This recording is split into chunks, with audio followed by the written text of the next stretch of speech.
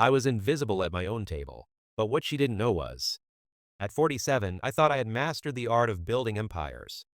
My transportation conglomerate employed 94 souls across 4 states, a testament to 2 decades of relentless ambition that transformed a single delivery van into a logistics powerhouse capable of moving heaven and earth if the price was right. I believed I was constructing an unshakable foundation for my family's future. Instead, I was unknowingly erecting a monument to my own naivety. My name is Alexander Sterling, and this is the story of how I discovered my wife plotting my complete annihilation while I sat mere feet away, invisible in plain sight. My marriage to Serafina had weathered 21 years of storms and sunshine.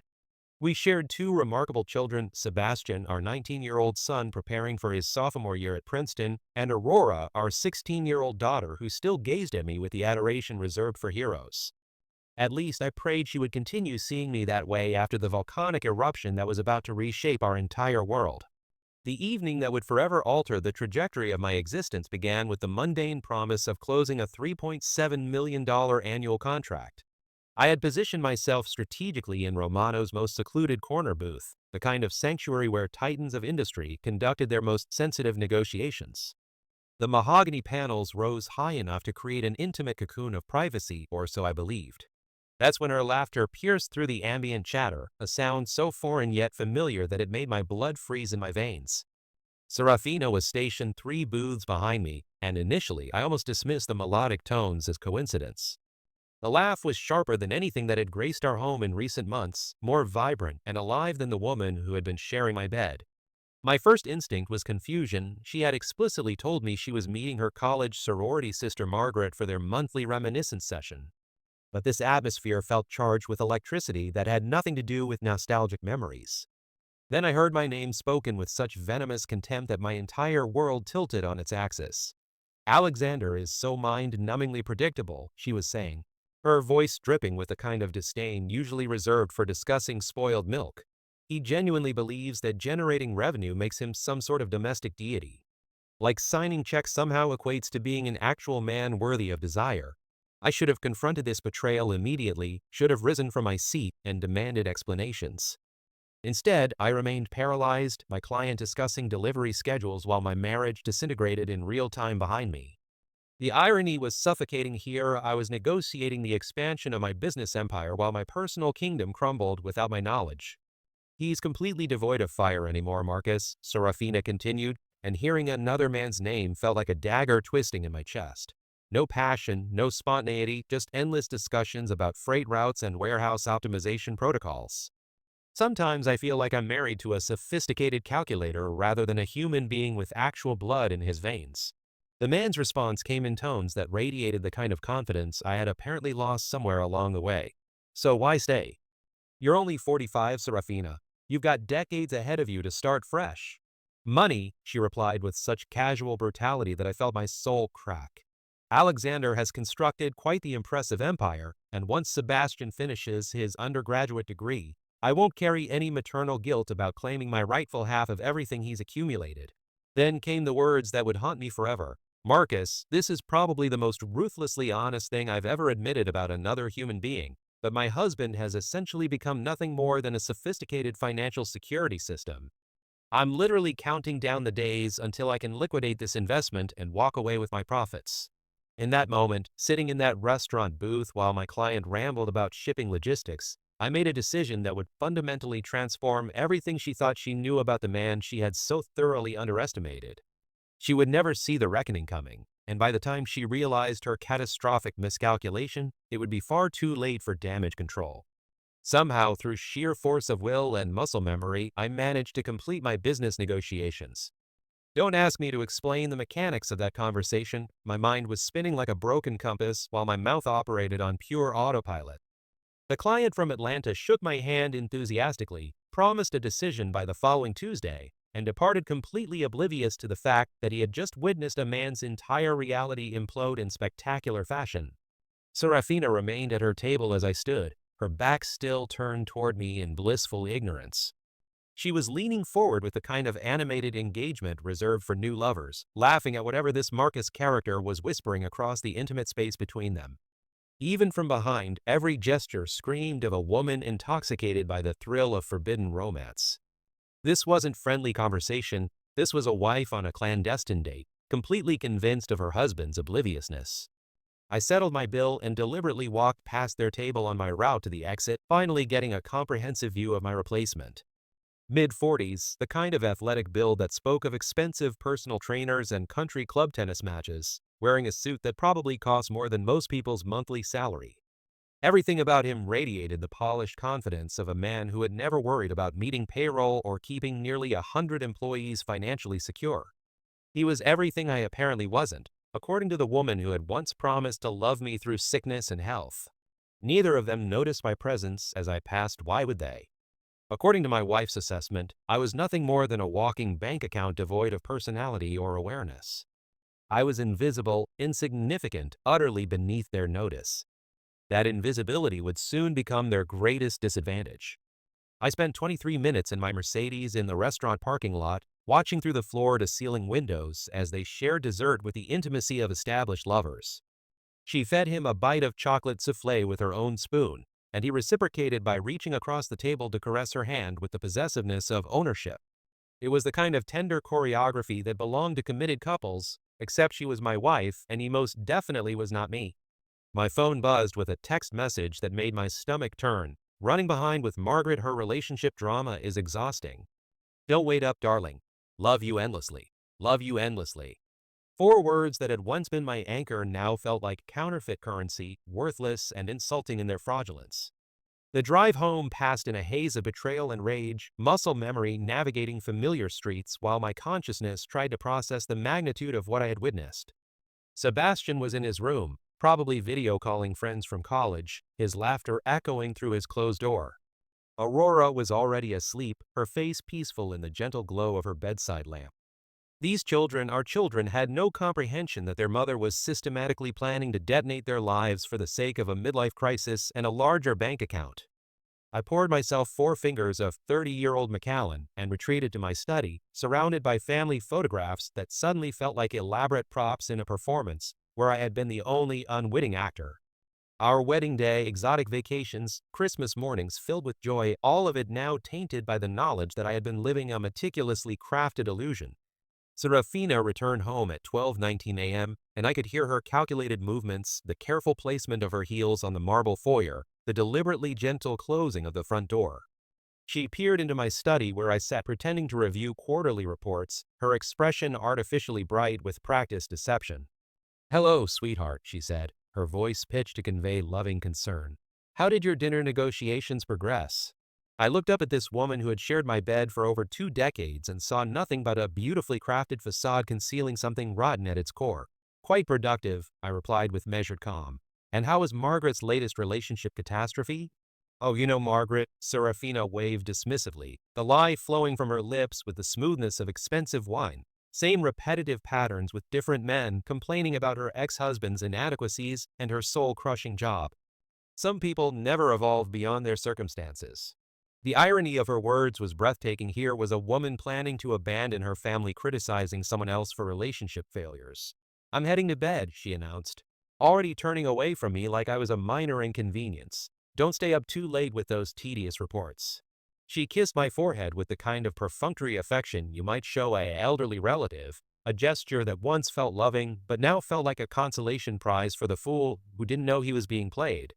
After she left, I remained in my leather chair for another hour, not reviewing reports but planning my strategy. Because this betrayal wasn't going to end with my passive acceptance. This was war, and she had just made the fatal mistake of underestimating her opponent. The following morning, I did something unprecedented in my 23 years of building business empires. I called in sick and became a private investigator in my own marriage. Serafina departed at her usual time, 8:27 a.m., coffee in hand, and that artificially bright smile that had become her signature deception. She informed the children she had an urgent client presentation, kissed them both goodbye with maternal warmth, and walked out like she was beginning just another day of professional responsibilities. I waited precisely 6 minutes before following her in my personal Porsche, not the company Range Rover she would instantly recognize. Basic surveillance, nothing sophisticated, just a husband seeking confirmation of what his instincts already knew with devastating certainty. She didn't drive to her marketing consultancy. Instead, she navigated across town to an upscale coffee house called Arabica Dreams, the kind of establishment that charged $12 for beverages that used to cost 2. I positioned myself strategically across the street, watching through their expansive windows as she claimed a corner table and began checking her phone with the nervous energy of anticipation. At 9:41 a.m., Marcus made his entrance. He was even more polished in natural daylight, crisp shirt that probably cost more than most people's weekly salary, a watch that could fund a small car purchase, and that confident stride that comes from never questioning whether you deserve everything you've been given. He slid into the seat across from my wife like he owned not just the chair but the entire establishment. I couldn't hear their conversation, but body language speaks louder than words. The forward leaning, the constant touching of hands across the table, her throwing her head back in delighted laughter at his presumably witty observations. This wasn't their inaugural coffee date. This was established routine, comfortable intimacy, the kind of choreographed interaction that develops over months of secret meetings. They remained for 53 minutes. I timed it obsessively, sitting in my luxury vehicle like some discount private detective. When they finally prepared to leave, walking to separate cars in the parking lot, he pulled her close for a kiss that lasted far too long for any goodbye that could be considered casual. My hands gripped the steering wheel with such intensity I thought the leather might tear. I followed Serafina to her actual office after that, watching her enter the building like nothing extraordinary had occurred, then drove to my own company headquarters and buried myself in logistics reports. But my mind wasn't processing shipping schedules, it was calculating revenge. That evening, I performed normalcy with Academy Award-worthy precision. I asked about her day, listened to her elaborate fabrications about client meetings and project deadlines with the fascination of someone studying a masterclass in deception. She was remarkably skilled at it, smooth, detailed, utterly convincing. It made me wonder how long she had been perfecting this performance, how many months or years of practice had gone into becoming such an accomplished liar. "How was your client presentation this morning?" I asked casually over dinner, my tone carrying just enough interest to seem caring but not suspicious. "Absolutely exhausting," Serafina replied without the slightest hesitation. "New campaign for a luxury hotel chain. They want everything revolutionized at the last minute. You know how these high-maintenance clients operate." Sebastian looked up from his plate with mild curiosity. "Which hotel chain, Mom?" "Somewhere I might have stayed during college visits?" For just a fraction of a second, I caught a flicker of panic dance across her features. "Oh, it's still under strict confidentiality agreements," she recovered with practiced ease. "You understand how these corporate negotiations function, everything is classified until contracts are finalized." Our son nodded and returned to his meal, but I had captured that moment of uncertainty, the first visible crack in her otherwise flawless deception. Over the next week, I transformed into a man with a singular mission. During lunch breaks and after hours, I began documenting everything with the methodical precision that had made my business empire successful. Times, locations, financial records I could access through our shared accounts, credit card statements, revealing charges I had never questioned before. The coffee house became their regular sanctuary. Tuesday and Thursday mornings, same corner table, same routine of intimacy and betrayal. I started taking photographs from across the street, nothing dramatic or invasive, just evidence for the legal proceedings I knew were inevitable. But the real breakthrough came when I remembered something about Serafina's relationship with technology. She had always been careless with digital security, using identical passwords for everything, syncing all her accounts without considering the implications. For a woman planning to financially devastate me, she had absolutely terrible operational security practices. I accessed her cloud storage from my office computer late one evening, and what I discovered there made my stomach turn with a combination of rage and disgust. Hundreds of text messages between her and Marcus, spanning 11 months of calculated deception. Photographs I never wanted to see, but worse than the intimate imagery were their conversations about me, about our marriage, about their long-term plans for my destruction. "Alexander works such ridiculous hours, he doesn't notice anything anymore," she had written just 4 weeks ago. "I could probably move you into the guest bedroom, and he'd think I was just redecorating." Marcus had responded with equally callous calculation. "Not yet, darling. Wait until after the holidays, let the children have one final normal Christmas before you detonate their world." One final normal Christmas. Like our family was a business they were planning to liquidate after the fiscal year concluded, a temporary inconvenience before they could claim their profits and disappear. The most damaging messages were recent, from just 3 days after I had overheard them at the restaurant. He seemed unusually inquisitive last night, Serafina had texted, asked more detailed questions about my day than he has in months. Maybe he's finally developing some awareness. Maybe he's finally waking up, Marcus had replied. We might need to accelerate our timeline if he's becoming suspicious. No, she had written back with breathtaking arrogance. Alexander is too trusting, always has been. I could tell him the sky was purple, and he'd ask what shade of purple I preferred. We stick to our original plan, Sebastian graduates in May, then we execute our exit strategy. Execute our exit strategy. Like divorcing me was a military operation, and I was too intellectually inferior to recognize the battlefield. That was her second catastrophic miscalculation. I printed everything, made multiple copies, and stored them in a safety deposit box I opened at a bank across town. Then I called the most ruthless divorce attorney in the state, a woman named Victoria Blackwood, who had built her reputation on protecting men's assets when their marriages exploded in spectacular fashion. Mr. Sterling, she said after reviewing my evidence with the cold precision of a surgeon examining x-rays, your wife has made several critical errors that work entirely in our favor. First, she documented everything, providing us with ironclad proof of adultery and premeditation. Second, she's planning to wait, which gives us unlimited time to protect your interests. And third, she has completely underestimated your intelligence and capabilities. What's your preferred strategy for total victory? I want to make sure that when she attempts to claim half of everything I've built over 2 decades, she walks away with nothing but regret and the knowledge that she destroyed the best thing that ever happened to her, I replied. Victoria smiled with the predatory satisfaction of a shark smelling blood in the water. Mr. Sterling, this is going to be my pleasure. The most challenging conversation of my life occurred on a Saturday morning in December. I had asked Quincy, Serafina's older brother, to meet me for coffee and not at Arabica Dreams, which was now contaminated territory, but at a small bistro on the outskirts of town where anonymity was guaranteed. Quincy was a clinical psychologist, 3 years older than Serafina, but infinitely wiser about human nature and family dynamics. He had always been the voice of reason in her family, the person who called out destructive behavior regardless of blood relations or social convenience. Alexander, he said as we settled into a secluded corner booth, you look like someone who hasn't slept in weeks. What's happening? I handed him a folder containing printed copies of text messages and financial records, not the intimate photographs, because I wouldn't subject him to that particular torture, but enough evidence to demonstrate the scope of what his sister was orchestrating. He read through everything in complete silence, his expression growing progressively darker with each page. When he finally finished, he set the papers down and rubbed his face with both hands like he was trying to erase what he had just learned. How long have you known? Quincy asked quietly.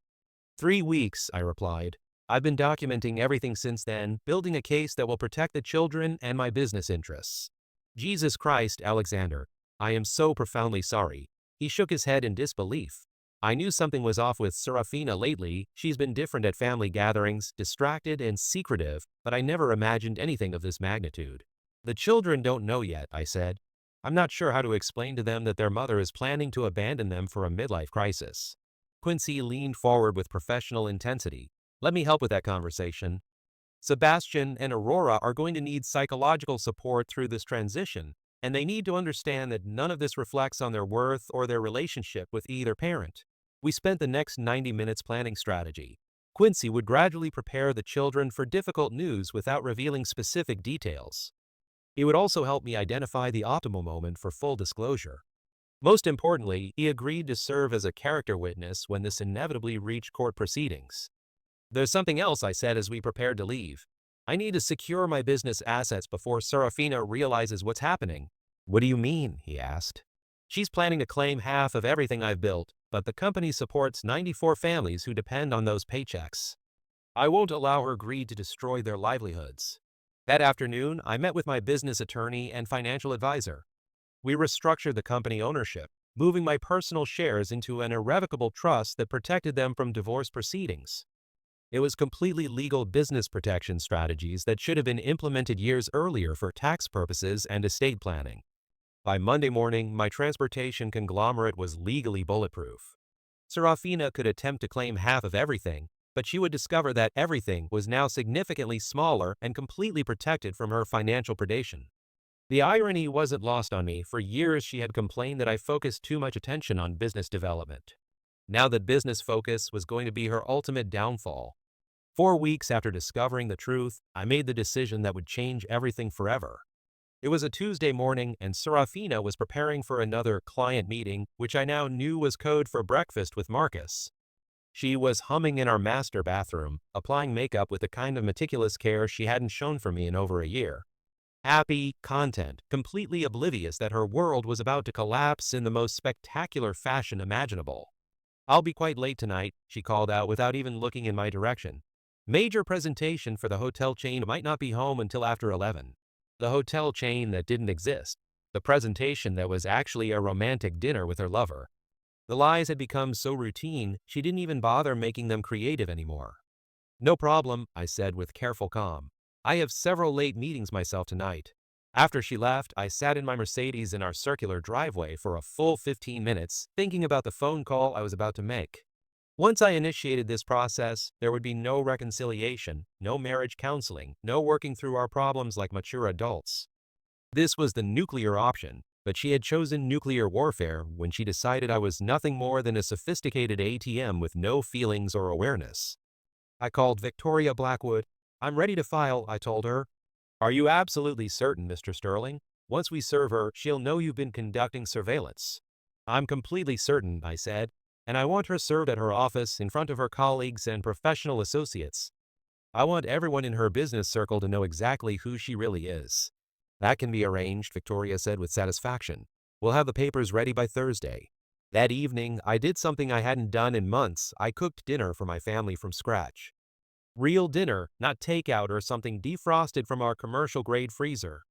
Grilled Atlantic salmon, roasted asparagus with hollandaise sauce, garlic mashed potatoes prepared the way my mother had taught me decades ago. Sebastian raised an eyebrow when he saw the elaborate spread covering our dining room table. "What's the special occasion, Dad?" he asked. "Can't a man cook for his family without needing a special occasion?" I replied, but the truth was more complicated. This might be one of our last normal family dinners together, and I wanted it to be memorable for all the right reasons. Serafina arrived home at 11:53 p.m., claiming the hotel presentation had extended far beyond expectations. She barely touched the plate I had kept warm for her, too distracted by her phone and the messages I knew weren't from any clients. "This looks absolutely wonderful," she said, but her tone was obligatory, distracted by whatever sweet nothings Marcus was sending her. "I'm so sorry I missed dinner with everyone." "Don't worry about it," I said, watching her scroll through what were undoubtedly romantic messages from her lover. "There will be plenty of opportunities for family dinners in the future." She looked up at me then, perhaps catching something in my tone, but I kept my expression completely neutral. Let her wonder. Let her think she was still in complete control of the situation and timeline. After 21 years of marriage, I had become invisible to her. But invisible men see everything, and what I had seen was going to destroy her carefully constructed fantasy world in the most devastating way possible. Thursday couldn't arrive soon enough.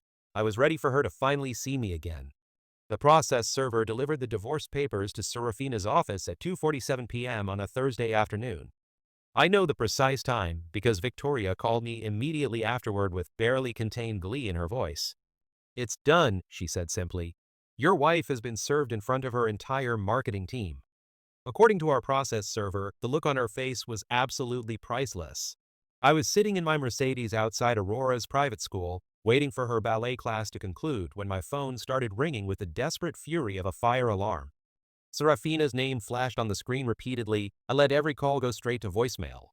Then she began texting with increasingly frantic urgency. "Where are you? Call me immediately." "What the hell is this? You can't just disappear and ambush me like this." Aurora emerged from the studio building, graceful and exhausted from 2 hours of intensive training. She climbed into the passenger seat, glancing at my phone as another call came through. "Mom's really trying to reach you," she observed with teenage directness. "Yeah," I said, powering off the phone completely. "We'll talk to her at home." The drive back was tense, Aurora shooting me worried glances as she sensed that something monumental was happening. When we pulled into our driveway, Serafina's car was already there. She had abandoned work early, probably racing home in complete panic. I found her in our kitchen, pacing like a caged animal, still clutching the legal documents in her trembling hands. Her face was flushed red, eyes wild with a mixture of rage and disbelief that her perfectly orchestrated plan had been discovered and counted. Alexander, she started the moment she saw me, her voice shaking with barely controlled hysteria. What is this supposed to be? Some kind of sick joke? No joke, I said with deadly calm, setting my keys on the marble counter. It's exactly what it appears to be, a legal divorce proceedings. You can't just file for divorce without discussing it with me first. We have problems, yes, but we can work through them together. This is completely insane. I looked at this woman who had spent 11 months planning to financially destroy our family, now acting shocked that I had beaten her to the legal punch. It was like watching a master manipulator suddenly realize she was no longer controlling the game board. Like you were planning to work through them with Marcus? I asked quietly. The color drained from her face so completely she looked like she might faint. For a moment, she appeared genuinely surprised, as if she had forgotten that actions have consequences and secrets eventually surface. I don't know what you think you know, she began, but I cut her off with the cold precision of a blade. I know everything, Serafina. The coffee shop meetings twice a week for 11 months. The text messages discussing how pathetic and boring I am. Your plans to wait until Sebastian graduates so you can take half of everything I've built over 2 decades. I know that you think I'm nothing more than a walking bank account, and that Marcus represents everything you wish I could be. Her mouth opened and closed like she was drowning in her own deception. She had been caught completely off guard, unprepared for a confrontation she thought would happen on her timeline and her terms. Where are the children? She asked suddenly, apparently realizing that Sebastian and Aurora weren't anywhere in the house. Quincy picked them up, I said. They're spending the night at his place while we have this conversation. Your brother deserved to know that his sister was planning to detonate 2 families for the sake of a midlife crisis. You told my brother about our private business? Her voice rose to nearly a shriek. Your brother deserved to know that his sister had become someone he wouldn't recognize. That's when the terror started, not genuine emotion, but calculated performance, the same manipulation routine she had probably been using to control me for years without my conscious awareness. Alexander, please, she said, reaching for my arm with desperate fingers. We can fix this. I made a terrible mistake, but we can work through it together. We can go to counseling, we can rebuild what we've lost. I stepped back, avoiding her touch like it was contaminated. No, Serafina. We can't. Because this wasn't a mistake, this was a carefully planned campaign of deception and financial manipulation. And now I have my own plan. For the first time in our entire marriage, she looked at me with something resembling respect. Not love, not affection, but the recognition that she was no longer dealing with the passive, trusting man she had married. She was seeing me clearly for the first time in years, and the realization terrified her. She would never see me the same way again, I thought, watching her process the reality of her situation. And honestly, that felt like the most liberating realization of my entire adult life. The conversation with Sebastian and Aurora took place 3 days later on a Saturday morning in Quincy's office. I had wanted neutral ground, somewhere safe where they could process their emotions without feeling trapped or manipulated by the domestic battlefield our home had become. Sebastian sat in the chair closest to me, 19 years old and trying to project adult sophistication even though I could see the scared kid underneath his composed facade. Aurora curled up on the leather couch, 16 and still young enough to hope this was all some terrible misunderstanding that would resolve itself if she wished hard enough. Kids, I began, my voice steady despite the emotional earthquake happening in my chest. Your Uncle Quincy and I need to discuss some things about what's been happening with your mother and me. Are you getting divorced? Sebastian asked with characteristic directness. He had always been straightforward, a trait I had encouraged throughout his childhood. Now it was both helpful and heartbreaking. Yes, I said simply. We are. Aurora made a small sound somewhere between a gasp and a sob. Quincy moved closer to her, offering silent professional support. Why? She asked, her voice breaking. I thought everything was okay. You never fight in front of us. This was the moment I had been dreading. How do you explain betrayal to a 16-year-old without destroying her relationship with her mother or her faith in love itself? Sometimes adults make choices that hurt the people they're supposed to love most, I said carefully. Your mother has been seeing someone else, making plans that didn't include keeping our family together. Sebastian's jaw tightened with mature anger. For how long? He asked. 11 months, I admitted, watching him process the timeline. I knew something was wrong, he said quietly. She's been different for the past year, distracted, secretive, lying about where she goes and who she's with. Aurora was crying now, tears streaming down her face as her world rearranged itself in real time. "Does she not love us anymore?" she asked. "She loves you both tremendously," I said, and I meant it with every fiber of my being. Whatever Serafina had done to our marriage, she genuinely adored our children. This is about her relationship with me, not with either of you. "Where are we going to live?" Sebastian asked. "What's going to happen to our family?" "You're going to live with me in our house with your same schools and your same friends," I said firmly. "I'm going to make sure your lives remain as stable and normal as possible." "What about Mom?" Aurora asked through her tears. "Your mother will always be your mother," Quincy interjected gently. "She'll still be part of your lives, just in a different way than before." We talked for another 2 hours, answering their questions as honestly as possible without destroying their ability to maintain relationships with both parents. Sebastian was angry and not just at his mother, but at the entire situation and the disruption it was causing. Aurora was confused and heartbroken, struggling to understand how the family she had trusted could disintegrate so suddenly. "Dad," Sebastian said as we prepared to leave, "I want you to know that I'm proud of you for standing up for yourself. Mom's been treating you badly for months, and I was starting to lose respect for you because you weren't doing anything about it." His words hit me with the force of a freight train. My own son had been watching me accept disrespect, had been losing faith in me because I had been too trusting, too passive, too willing to believe the best about someone who was actively planning my destruction. "I should have acted sooner," I admitted. "Maybe," he said with wisdom beyond his 19 years, "but you acted when it mattered most. That's what counts." Aurora hugged me fiercely as we walked to the car. "I love you, Daddy," she whispered against my chest. "I love you too, sweetheart. Everything's going to be better than okay." And for the first time in months, I actually believed that might be true. 4 months later, the divorce was finalized in a courtroom that felt more like a corporate boardroom than the end of a 21-year marriage. Serafina sat across the room with her attorney, looking diminished somehow, defeated in a way I had never witnessed before. Her relationship with Marcus had imploded within 3 weeks of the divorce filing apparently. When faced with the reality of an actual relationship instead of a fantasy affair, he had decided she was too much drama for his carefully curated lifestyle. The man who had promised to be her partner in destroying our family had vanished the moment things became complicated and public. Serafina's attorney had tried every legal maneuver to secure more financial compensation, but Victoria had been absolutely thorough. The business protections were ironclad, the asset transfers completely legal and binding. In the end, Serafina walked away with her personal vehicle, her clothing and jewelry, and a settlement that would cover basic living expenses for approximately 3 years if she managed her finances carefully. "Mr. Sterling," the judge announced, "you have been awarded primary custody of both minor children, with standard visitation rights for Mrs. Sterling. The property division stands as agreed upon by both parties." I nodded, feeling a complex mixture of relief and sadness. This wasn't how I had wanted our story to conclude, but it was the ending her choices had written with meticulous planning and ruthless execution. After the hearing, Serafina approached me in the courthouse hallway. She looked older, worn down by months of legal battles and the public embarrassment of having her deception exposed to our entire social circle. "Alexander," she said quietly, "I want you to know that I never intended for things to escalate this far." "What did you intend for them to do?" I asked, genuinely curious about her thought process. She couldn't answer that question because we both knew the truth. She had intended to use me until she didn't need me anymore, then discard me on her terms while claiming half of everything I had built. "The children miss having you around more consistently," I said, which was partially accurate.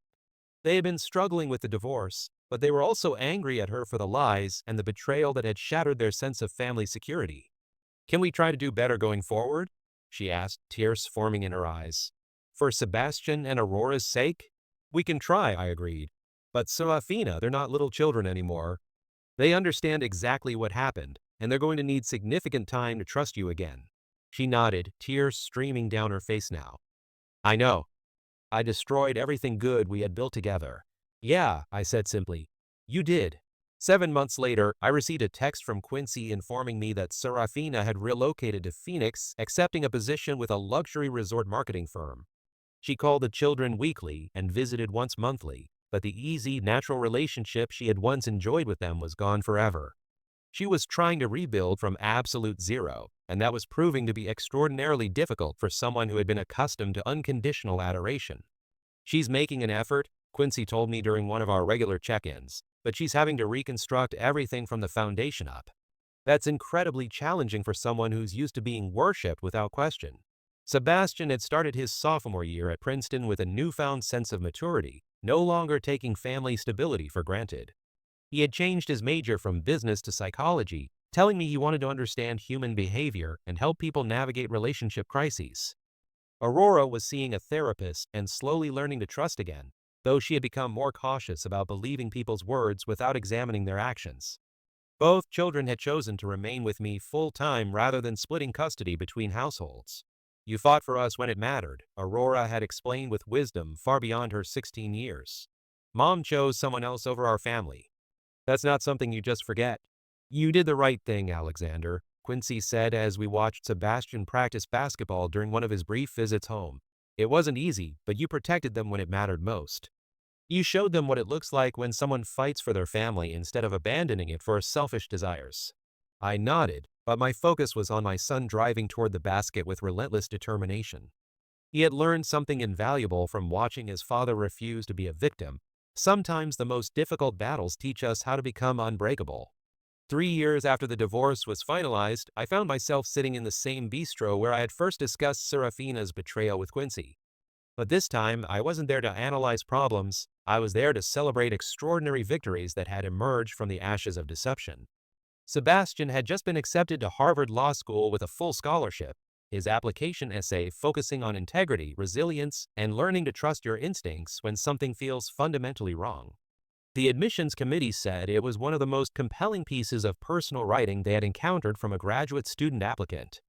Aurora, now 19, was thriving academically at Columbia and had been dating a young man from her economics class for 8 months. A respectful, intelligent young man who looked me directly in the eye during conversations and insisted on helping with dinner cleanup without being asked. She had learned to value substance over superficial charm, depth over smooth manipulation. My transportation conglomerate had expanded to 7 states, partly because I had channeled my energy into business growth during the darkest months of the divorce, but primarily because protecting the company had forced me to innovate in ways that made us more competitive and resilient than ever before. You know what I'm most proud of? Quincy asked over coffee, his voice filled with genuine admiration. What's that? I replied. The children never witnessed you lose control. Even when your entire world was collapsing, you stayed focused on being their father first and foremost. That's the kind of character that shapes young people for life. There had been nights when I wanted to completely fall apart. I admitted moments when I would sit in my Mercedes after following Serafina to another clandestine meeting, feeling like everything I believed about my life had been an elaborate lie designed to make me compliant and blind. But you didn't fall apart, Quincy observed. You got strategically angry, then you got methodically systematic. That was the difference between destruction and reconstruction.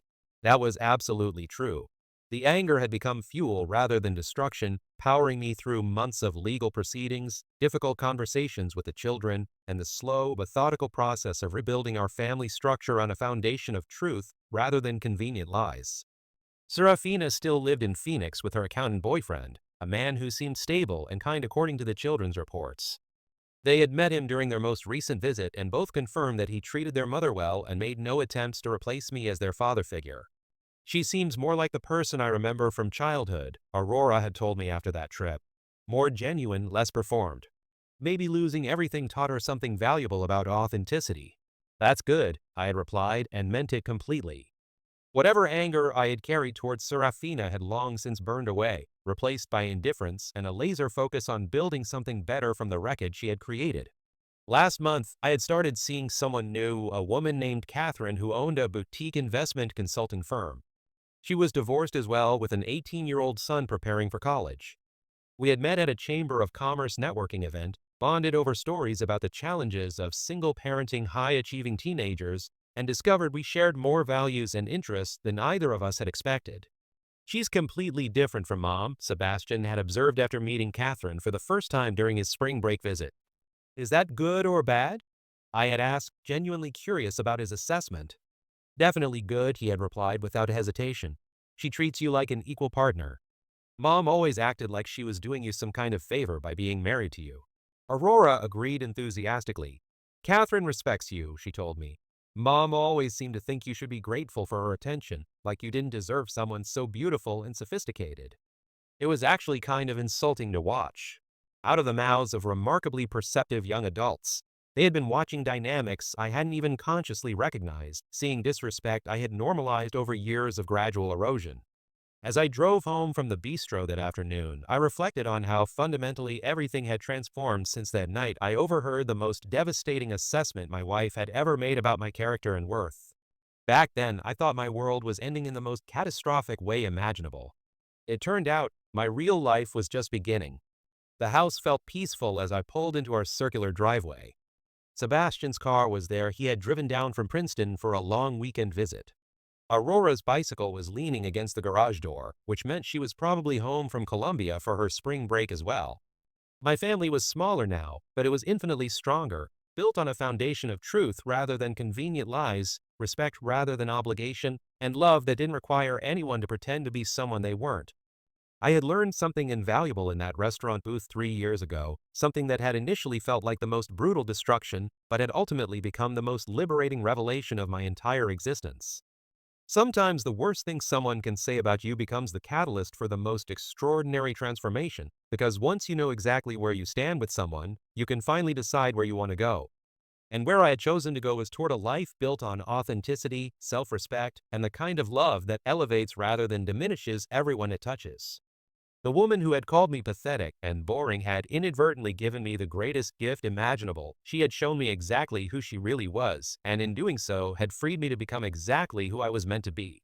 Justice had never tasted so intoxicatingly sweet, and the future had never looked so brilliantly promising.